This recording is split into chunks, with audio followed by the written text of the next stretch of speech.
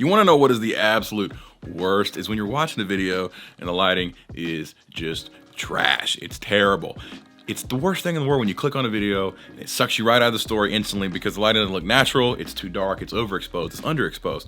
All these different things, it's just terrible. Lighting matters and it is the most important part of creating films. It doesn't matter the camera, it doesn't matter the lens, it's lighting. So I thought in this video today, I could give you guys a quick example of what I feel is good lighting and how to use minimal tools to create a really awesome result. And I just used one shot, I didn't like shoot a short film or anything crazy, but it's just an example of how you can apply these type of techniques to an actual short film or to a project that you're working on that you want to work on, because you don't need a ton of lights. You just have to know how to use the lights that you do have. And this is a good example of that, at least in my opinion. So ignore my bad guitar playing. Check this out.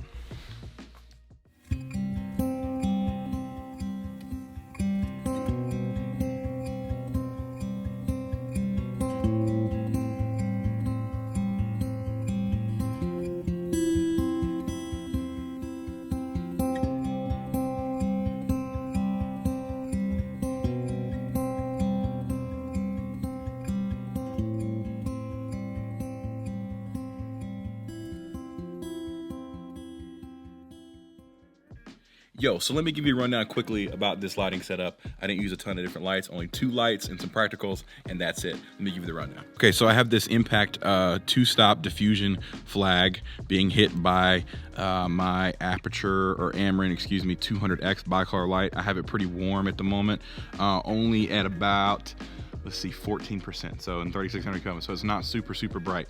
I have this kind of right in my doorway to my office. I have the C70 here, and I have the 50 mil anamorphic from Sure, and then the Ninja on top, just so I could see myself when I was playing guitar.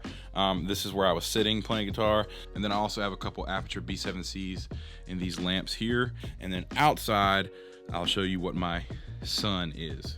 So as you guys can probably see, it's not very sunny outside, and I'm doing this today, and I wanted to fake the sun. So I have my Nanlite 300B out here, which is a bicolor light, and I'm running it on 100% at around 4,000 Kelvin to get my sunlight, and then I have a Fresnel or Fresnel on the front, pretty wide for the most part, just hitting my window to fake that sunlight. So I'm kind of exposing myself. My office is a mess right now, right? I have, you know, crap everywhere. I have an old laptop there.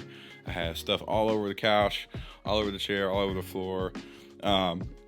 And I just framed this whole shot in a way that didn't show any of that and made it feel like I was in like a small studio or a small living room. If you look at it from the actual room, it's a goofy looking angle. Like, just seeing this setup, you'd think, how is that gonna look like it does? But with the right lighting and the right framing, you can make anything honestly look good.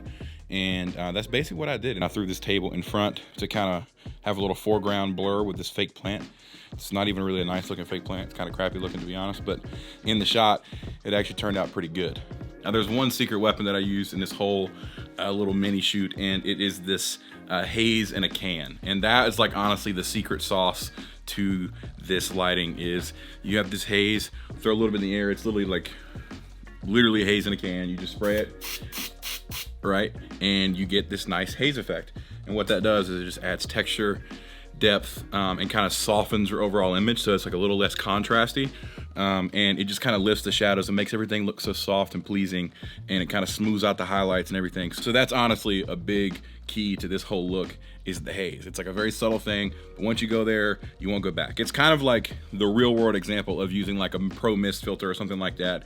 It basically is what the pro mist filters are trying to do. They're trying to mimic haze, and why not go for the real thing if you have the opportunity, right? That's what I say. And honestly, with this setup, the guitar was just being hit basically real subtly by the sun that's outside. I'm sitting in this chair, and I was able to get a really cool shot in a really messy environment with not a lot of lights and not a lot of stuff, just using practicals, 2 main lights.